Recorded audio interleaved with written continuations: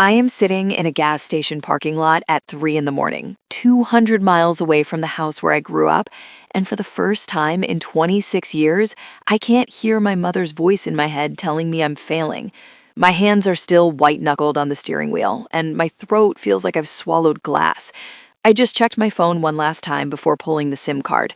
42 missed calls, 12 texts from my sister, Kala, telling me I'm a heartless monster, and a long, rambling voicemail from my mother, Martha, weeping about her blood pressure. They don't know where I am. They don't know that the girl who spent a decade cleaning up their messes, paying their overdue utilities, and absorbing their insults finally walked out the door with nothing but a suitcase and her dignity. I feel like I'm mourning a death, but the person who died is the version of me that lived for them. I'm terrified, I'm broke, and I've never felt more alive. Being the oldest daughter in a family like mine isn't a birth order, it's a life sentence. In Martha's world, I wasn't a child, I was a backup plan. I was the one who remembered the appointments, the one who negotiated with the landlord when Kala borrowed the rent money for a new wardrobe, and the one who bore the brunt of the emotional storms. Our house was a small, cramped bungalow in a town that felt like it was shrinking, but inside those walls, the drama was cavernous.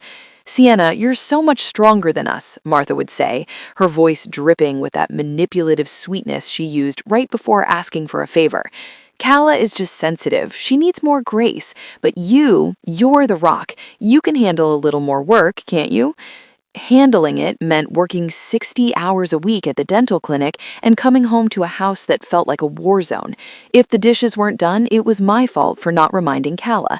If the fridge was empty, it was because I hadn't managed the budget well enough, even though Kala hadn't contributed a cent in months. My sister was 22, but in Martha's eyes, she was a perpetual infant, a delicate flower that couldn't be expected to handle the harsh reality of a 9 to 5. The breaking point didn't happen with a bang. It happened over a pair of shoes. I'd been saving for 3 months to buy a sturdy pair of work boots. My old ones had holes in the soles, and my feet ached every night. I'd hidden the cash, exactly $200, in a hollowed-out book on my shelf. When I went to get it on Saturday morning, the book was empty. My stomach dropped into my feet. I knew immediately. I found Kala in the living room, preening in front of the mirror in a designer leather jacket that still had the tags tucked inside the collar. "You took my money," I said, my voice trembling. "I needed it for the interview, Sienna," Kala snapped, her eyes flashing with that practiced indignation. "I can't go looking like a beggar. Why are you so obsessed with money? It's so ugly of you. You always make everything about your hard work. It's exhausting." Martha walked in then, rubbing her temples as if the sound of my voice was a physical assault. "Girls, please, my nerves. Sienna, don't be so hard on your sister. She's trying to better herself. You have a steady job. You can always save more. We're family. What's yours is ours." I stood there, looking at them. Martha was wearing a necklace I'd bought her for her birthday, and Kala was wearing a jacket bought with the money I'd earned scraping plaque off my teeth for 10 hours a day. I realized that if I stayed, I would spend the rest of my life standing still so they could use me as a ladder. I didn't yell. I didn't demand the money back. I just went back to my room and looked at the holes in my shoes. I realized then that I wasn't a rock. I was just a floor they were walking on. The realization was a cold, sharp thing. It sat in my chest like a shard of ice. I spent that night staring at the ceiling, listening to them laugh in the next room while they watched a movie on a streaming service I paid for. They were discussing what we should have for dinner tomorrow, assuming I would pick up the groceries on my way home. I felt like a ghost watching my own life. I wasn't a person to them, I was a utility, like the electricity or the water, and as long as the lights stayed on, they didn't care how the bill was paid. I began to catalog the years of small thefts, the time Martha borrowed my credit card to pay for a medical emergency that turned out to be a spa weekend, the time Kala crashed my car and told the insurance company I was driving so her rates wouldn't go up. Each memory was a link in a chain, and for the first time, I was looking for the key to the lock. If you want to leave a toxic family, you have to stop being the reliable one long before you actually go. You have to let the balls drop. You have to become invisible. For the next month, I played a part. I call it the great performance of okay. When Martha complained that the internet had been cut off because the bill wasn't paid, I just shrugged. That's a shame, I said, continuing to fold my laundry. Well, aren't you going to call them? She asked, bewildered. Her eyes were wide, genuinely confused that the machine had stopped working. I'm really busy with work, Mom. Maybe Calla can do it. She's home all day. The look of pure shock on her face was almost comical. For years, I had jumped at every crisis. By refusing to play the hero, I was suddenly the villain. The atmosphere in the house turned toxic. The whispers in the kitchen started about how cold I'd become, how ungrateful I was acting. I heard them through the thin walls. "She's changed, Mom," whispered Calla. "She's becoming so selfish. I think she's hiding money from us. I saw her putting something in her bag this morning." They were right. I was hiding money. I had opened a secret account at a bank 3 towns over. Every time I got paid, I took $50 in cash and put it in a safety deposit box. I stopped buying the good groceries. I stopped filling up Calla's tank just to be nice. I became a miser in my own home. I started moving my life out in increments. I took my childhood journals and my important documents to a small storage unit I'd rented near the clinic. I took my winter clothes, my favorite books, and the small jewelry box my grandmother had left me, the only thing they hadn't managed to pawn. I watched as the house slowly began to fray without my constant upkeep. The trash piled up because no one remembered trash day. The mail went unopened. The light bulb in the hallway flickered and died, and we lived in the dark for 3 days because nobody bothered to buy a new one. "You're doing this on purpose," Calla hissed at me one evening. She was wearing my favorite sweater, the one she'd borrowed without asking and stained with coffee. "You're trying to punish us because you're more popular than me. You think you're better than us because you have a career." I looked at her, and for the first time, I didn't feel the need to defend myself. I didn't feel the need to explain that a dental assistant isn't a high-powered career, but it's a living. "Believe whatever makes you feel better, Calla," I said calmly.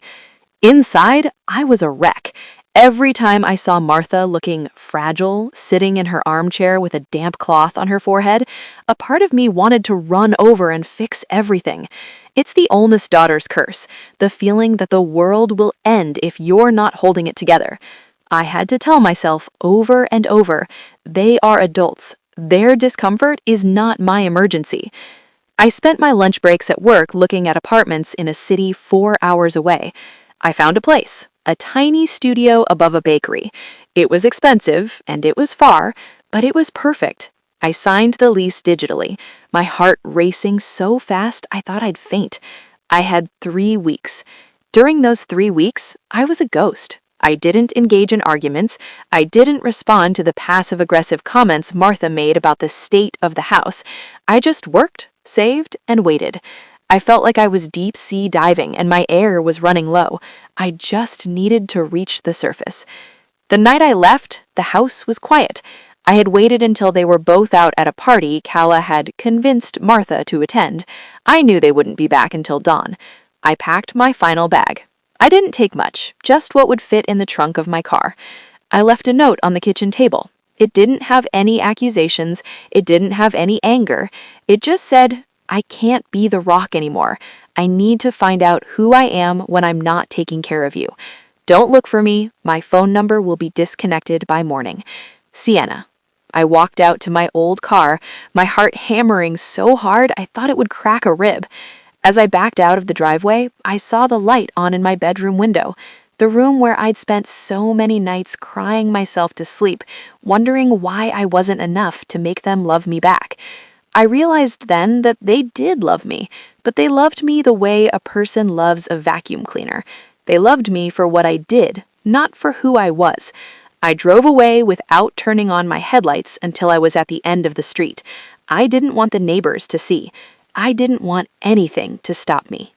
The first month of freedom was actually the most depressing time of my life. I moved to a town where I knew no one and got a job at a local library.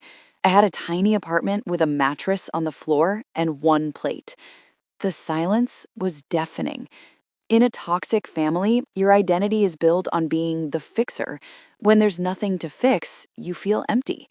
I would find myself reaching for my phone at 6 p.m., waiting for the frantic call from Martha about a broken sink or a missing remote. When it didn't come, I felt a strange sense of rejection. My brain was so used to the cortisol spikes of their drama that the peace felt like a vacuum.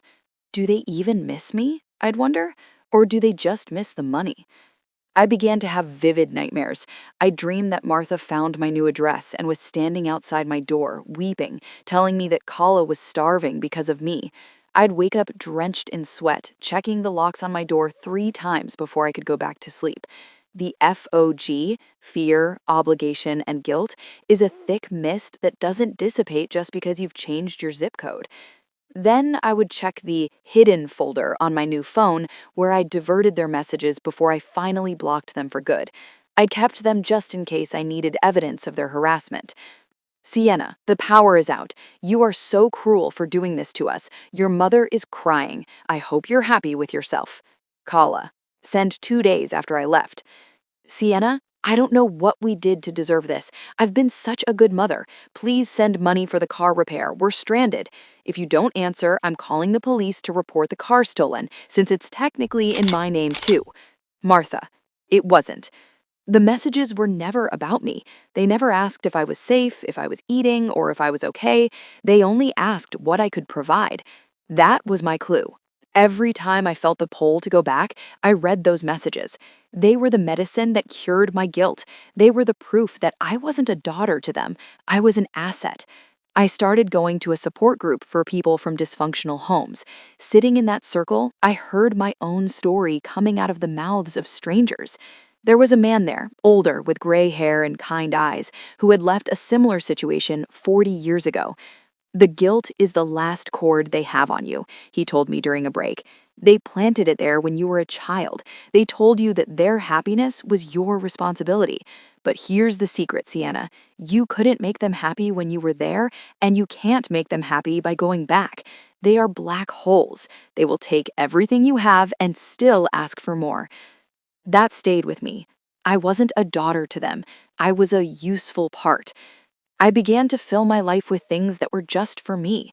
I started painting, something Martha always called a waste of time because it didn't generate an immediate paycheck. I bought cheap watercolors and spent my Saturday mornings at the park.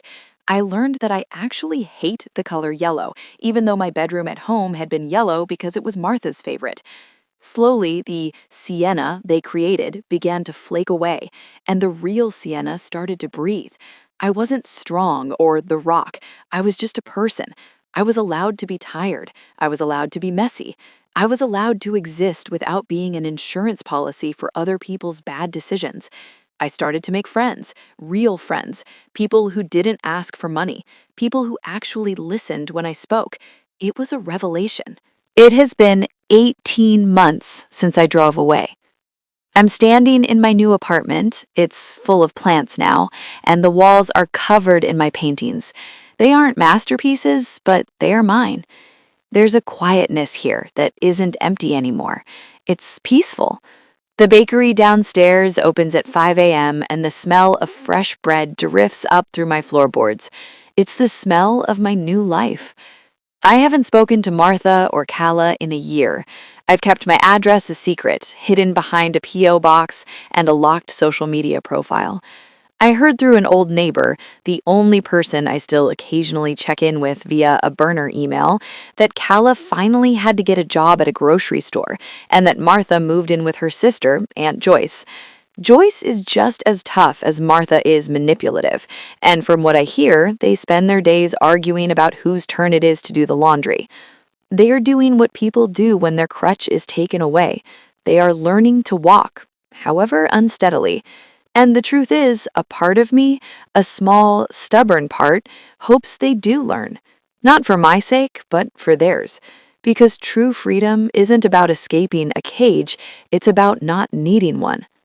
The moral of the story, I used to think, was that you should honor your parents, but I've learned that you cannot honor someone who does not honor your humanity. True morality is refusing to participate in your own destruction. If I had stayed, I would have become a bitter, hollowed out version of myself. I would have ended up hating them, and more importantly, I would have ended up hating myself for being so weak. There's a quiet dignity in choosing self preservation, a strength I never knew I possessed. I'm learning that family isn't just a label on a birth certificate, it's a feeling of safety, respect, and mutual care. And if those elements are missing, then the blood ties are just chains. Last week, I saw a woman at the grocery store who looked like Martha from behind. She had the same slumped shoulders and the same way of sighing as she looked at the price of eggs. For a split second, my stomach did a somersault. I felt that old urge to hide, to apologize for existing, to offer to pay for her groceries. My heart hammered against my ribs, a phantom limb of my old life reaching out. But then she turned around, and she was a stranger. She had kind eyes and a quick smile. I took a deep breath and continued shopping. The fear didn't linger. It was just a ghost, and ghosts can't hurt you unless you let them in. This brief, almost imperceptible moment was a landmark in my healing journey. It showed me that the constant hypervigilance, the ingrained panic response, was slowly, finally receding. I no longer had to prepare for a fight or an emotional ambush every time I left my apartment. The world outside felt less like a threat and more like an opportunity for quiet living. I am not a monster. I am not cold. I am simply a woman who decided that her life was worth more than a series of sacrifices. I am a woman who realized that you can love people from a distance where they can't reach your bank account or your peace of mind. I've started volunteering at a local animal shelter, finding immense comfort in the unconditional affection of the cats and dogs. It's a space where giving doesn't drain me, but fills me up. My friendships, too, have blossomed into something genuine. I recently helped Leo move apartments, and she brought me a homemade meal the very next day, simply because she knew I'd be tired. These small, reciprocal acts of kindness are the building blocks of the true family I'm creating for myself, one of choice, not obligation. Tonight, I'm meeting a friend for dinner. Her name is Leo, and she's a librarian like me.